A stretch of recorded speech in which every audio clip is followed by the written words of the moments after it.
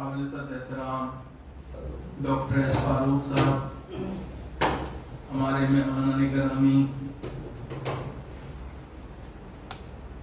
جو یہاں تشریف فرما ہے، بزرگوں، دوستوں، خواتین حضرات، میں سب سے پہلے شاہین قاسمی صاحب کا اور اپنے دوست شمس تبریز قاسمی کا شکریہ ادا کرتا ہوں، جن کی دعوت پر مجھے یہاں آنے کی سعادت حاصل ہوئی۔ میں اپنے آنے والے مہمانوں کو یہ بتاؤں کہ ڈاکٹر فاروق صاحب جو ہیں وہ ہماری سماجی زندگی میں کمپلسری سبجیکٹ کی حیثیت کرتے ہیں، اور انہوں نے یہ انتظام کر کے ہم لوگوں کو یہ موقع فراہم کیا ہے کہ ہم اپنے اچھے پروگرام جو ہیں وہ ان کے ایک طرح سے سنرکشن کے اندر، ان کی سرپرستی کے اندر یہاں کر سکتے ہیں۔ یہاں جو لوگ بیٹھے ہوئے ہیں یہ بظاہر تعداد میں کم ہیں، لیکن اگر آپ دیکھیں تو ان میں سے ہر آدمی جو ہے اپنی جگہ ایک انسٹیٹیوشن ہے۔ تو ان باتوں کے کہنے کے بعد میں آپ سب کو آزادی کے امرت مہوتسو کی ہاردک شبھ پیش کرتا ہوں، بدھائی پیش کرتا ہوں، دلی مبارکباد پیش کرتا ہوں۔ صاحبو، آزادی ایسے ہی نہیں مل گئی، اور 1857 میں پہلی جنگ آزادی نہیں لڑی گئی۔ پہلی جنگ آزادی لڑی گئی 1757 میں پلاسی کے اندر، جب سراج الدولہ جو ہیں انہیں شہید کیا گیا، پلاسی میں شہید ہوئے، اور عظیم آباد جو پٹنہ کہلاتا ہے اس میں راجہ رام نارائن مودو نے ان کی شہادت کی خبر سن کے جو پرتیکریا دی اس کو 2 پنکتیوں میں اس طرح انہوں نے بیان کیا کہ غزالہ تم تو واقف ہو، کہو مجنوں کے مرنے کی، دیوانہ مر گیا آخر تو ویرانوں پہ چل۔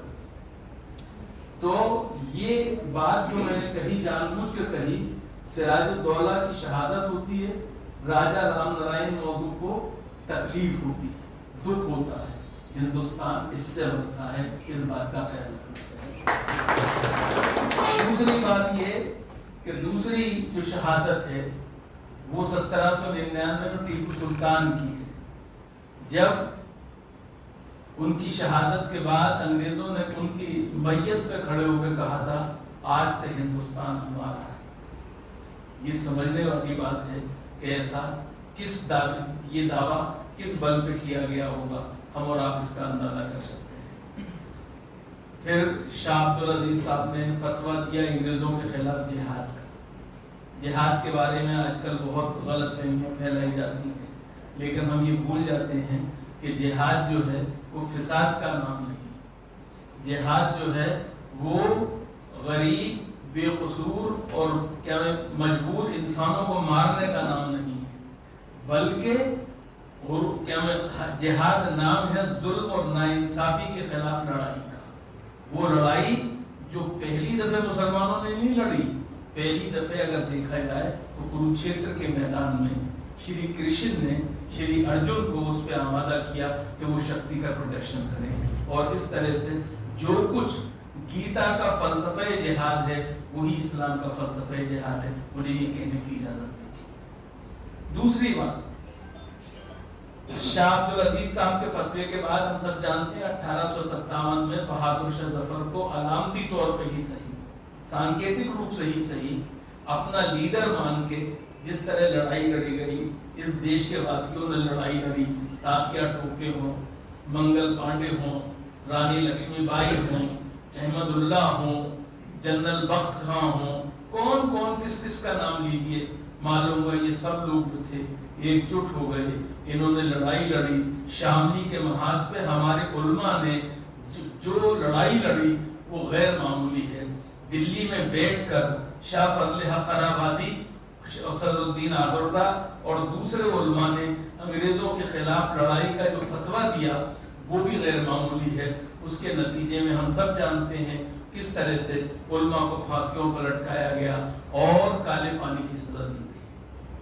اور یہ کسی ایک بات جو میں عرض کرنا چاہتا ہوں خاص طور سے وہ یہ کہ یہ لڑائی کسی ایک دھرم وشیش کے لوگوں نے نہیں لڑی، یہ خیال رکھیے گا، یہ لڑائی سب نے مل کے لڑی، اور اس لڑائی کے نتیجے میں ہندوستان کے اندر وہ صورتحال پیدا ہوئی کہ 1857 میں انگریزوں کو جو شروع میں پریشانی ہوئی اور اس کے بعد جس طرح سے سازشوں کے نتیجے میں انہیں کامیابی ملی، ان کے قدم جمے، اس کے بعد کچھ دنوں تک سناٹا رہا۔ لیکن ہم سب جانتے ہیں کہ 20ویں صدی کا سورج طلوع ہوتے ہی کس طرح سے لوگوں نے اس لڑائی کو آگے بڑھایا۔ سریندر ناتھ بنرجی کو نام لیجئے، جی آپ دادا بھائی نورو جی کا نام لیجئے، گوپال کرشن گوکھلے کا نام لیجئے، جی آپ بال گنگادھر تلک کا نام لیجئے، حضرت موہانی کا نام لیجئے، ڈاکٹر سید محمود کا نام لیجئے، خان عبدالغفار خان کا نام لیجئے، آپ شیخ الہند مولانا محمود حسن جو دیوبند کے پہلے چھاتر تھے، سنستھاپک چھاتروں میں تھے، اور بعد میں وہ بڑے انہوں نے کچھ استر پہ کامیابیاں حاصل کی، وہ تھے۔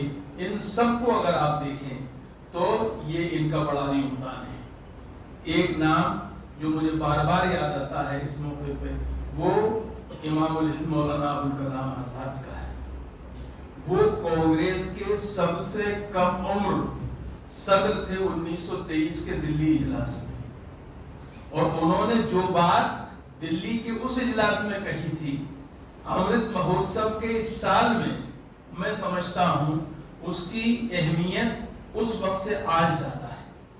انہوں نے کہا تھا اگر ایک فرشتہ آسمان کی بلندیوں سے اتر کر آئے اور قطب مینار کی چوٹی پر کھڑے ہو کر یہ کہے ہندوستان کو سوراج ابھی مل سکتا ہے، شرط یہ ہے کہ وہ ہندو مسلم اتحاد سے دستبردار ہو جائے، تو میں ہندو مسلم اتحاد سے دستبردار ہونا پسند کروں گا، سوراج سے دستبردار ہونا پسند کروں گا، ہندو مسلم اتحاد سے نہیں، کیونکہ سوراج ملنے میں دیر ہوئی تو صرف ہندوستان کا نقصان ہوگا، ہندو مسلم اتحاد جاتا رہا تو یہ عالم انسانیت کا نقصان ہوگا۔ آج اس کی ضرورت سب سے زیادہ ہے۔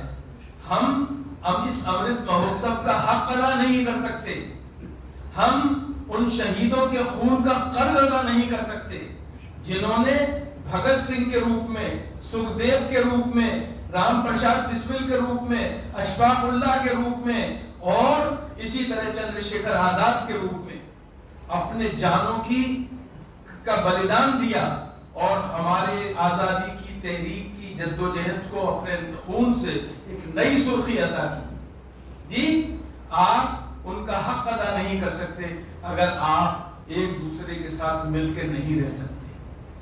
یاد رکھیے، قومیں پہاڑوں سے اور دریاؤں سے نہیں بنتی ہیں، قومیں جنگلوں سے نہیں بنتی ہیں، قومیں کھیتوں اور کھلیانوں سے نہیں بنتی ہیں، قومیں انسانوں سے بنتی ہیں۔ اور ہندوستان کی یہ خوبی ہے، اس کی یہ وشیشتا ہے جسے ساری دنیا مانتی ہے، اور ماننا بھی چاہیے کہ دنیا کی تمام دھارمک جتنے بھی سنسکرتیاں ہیں وہ سب ہندوستان میں موجود ہیں، وہ چاہے ہندوستان میں جنمی ہو یا باہر سے آئے۔ جی ہندوستان نسل وادی نہیں ہے، لیکن دنیا کی چاروں نسلیں ہندوستان کے اندر پائی جاتی ہیں۔ ہندوستان کے اندر ایک ہی وقت میں کسی نہ کسی حصے میں اس ملک کے اندر آپ کو ہر موسم مل سکتا ہے اگر آپ اسے تلاش کرنا چاہیں۔ جی ہندوستان کے اندر ایک دو نہیں، 2 درجن زبانوں کو سرکاری مانیتا پراپت ہے۔ اب کینیڈا آج تک پریشان ہے کہ وہ 2 سے زیادہ اور 3 سے زیادہ زبانوں کا استعمال نہیں کر پا رہا ہے، اس پہ بھی جھگڑا ہو رہا ہے، لیکن ہندوستان کی ایکتا جو ہے وہ کس میں نہت ہے، کس میں مضمر ہے؟ اس بات میں کہ ہندوستان کے اندر ساری زبانیں جو ہیں ان کا آدر و سمان کیا جاتا ہے۔ آج ہمیں ضرورت اس بات کی ہے کہ ہم اپنے دیش واسیوں کو تک یہ سندیش دیں کہ ہندوستان سیکولر جمہوری ہندوستان جو ہے وہ آگے بڑھے گا, وہی ترقی کرے گا. میں یہاں ایک بات کہہ دوں, کیونکہ یہ دھرم گرو بیٹھے ہوئے ہیں, عیسائیت کے بھی, ہندو دھرم کے بھی, سناتن پرمپرا کے بھی, جین دھرم کے بھی, اسلام کے بھی, ان سے یہ کہنا چاہتا ہوں ہمارا سیکولرزم یورپ والا سیکولرزم نہیں ہے. یورپ کا سیکولرزم ٹو بی irreligious اور ٹو بی اینٹی ریلیجیس ہے, لیکن ہندوستان کا سیکولرزم جو ہے وہ بنیادی طور پہ کس پر ہے؟ قرآن کے لفظوں میں اگر اسے بیان کریں تو اس بات میں ہے کہ لکم دینکم ولی دین. قرآن ہندوستان کا سیکولرزم کس بات پہ عبارت ہے؟ اس بات پہ عبارت ہے کہ لا اکراہ فی الدین. ہندوستان کا سیکولرزم کس بات پہ عبارت ہے؟ اس بات پہ عبارت ہے کہ حقیقت مطلق, ایبسولوٹ ٹروتھ ایک ہے, ماننے والے اور جاننے والے اسے مختلف ناموں سے پکارتے ہیں. ہمیں ایک بات کا اور خیال رکھنا چاہیے, اور یہاں مسلمان زیادہ ہیں اس لیے مجھے یہ کہنے کی اجازت دیجیے, اور میں نہیں کہوں گا اور آپ کی موجودگی میں نہیں کہوں گا تو کون کہے گا اور کون سنے گا. وہ یہ کہ سیکولرزم کا مطلب یہ نہیں ہے کہ جب ہم پہ کوئی وقت پڑے تو دنیا ہمارے ساتھ کھڑی ہو. سیکولرزم کا منطقی تقاضا یہ ہے کہ جب دوسروں کے ساتھ ناانصافی ہو, ظلم ہو, برائی ہو, تو ہم ان کے ساتھ بھی کھڑے ہوں, برابر سے کھڑے ہوں. یہ ہماری قومی ذمہ داری نہیں ہے, ہماری مذہبی ذمہ داری ہے, کیونکہ اسلام ظلم اور ناانصافی کے خلاف ہے. اس اللہ کے رسول صلی اللہ علیہ وسلم نے کہا اپنے بھائی کی مدد کرو چاہے ظالم ہو یا مظلوم. لوگ صحابہ نے کہا صاحب مظلوم کی مدد کرنا تو سمجھ میں آتا ہے, ظالم کی مدد کیسے کریں؟ کہا اسے ظلم سے روک کر اس کی مدد کرو. تو بنیادی طور پہ ہمیں اس کے لیے کوشش کرنی چاہیے. ایک آخری بات اور کہنے کی اجازت دیجیے. ہندوستان میں جو ریلیجس پلورلزم ہے وہ معاف کیجیے گا میری اور آپ کی وجہ سے نہیں ہے, اوپر والے کی مرضی اور منشا سے ہے. کیونکہ اگر وہ نہ چاہتا تو سب کو ایک سانچے میں ڈال دیتا, کیونکہ وہ سرو شکتیمان ہے. وہ ہمارے عقیدے کے مطابق ان اللہ علی کل شیء قدیر, وہ قدرت والا ہے, شکتی والا ہے. وہ چاہتا تو سب کو ایک سانچے میں ڈال دیتا, جس میں اللہ راضی اس میں میں راضی. جس طرح سے مجھے حق ہے کہ میں اپنے عقیدے پر قائم رہوں, اسی طرح سے ان لوگوں کو حق ہے کہ یہ اپنی اپنی آستھا کا پوری طرح سے انوسرن کریں اور اس کو مانیں اور آگے بڑھائیں. اس بات کی ہمیں کوشش کرنی چاہیے. ہمیں آپس میں جھگڑوں سے, فساد سے دور رہنا چاہیے. ایک بات کہہ کے اپنی بات ختم کرتا ہوں. ہندوستان ہمیشہ سے تھا, ہندوستان ہمیشہ سے ہے, ہندوستان ہمیشہ رہے گا. جی اس میں مجھے کوئی شک نہیں ہے.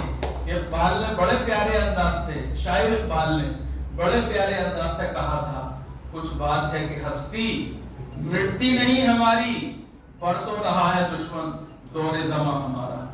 یاد رکھیے ہندوستان رہے گا تو ہم بھی رہیں گے.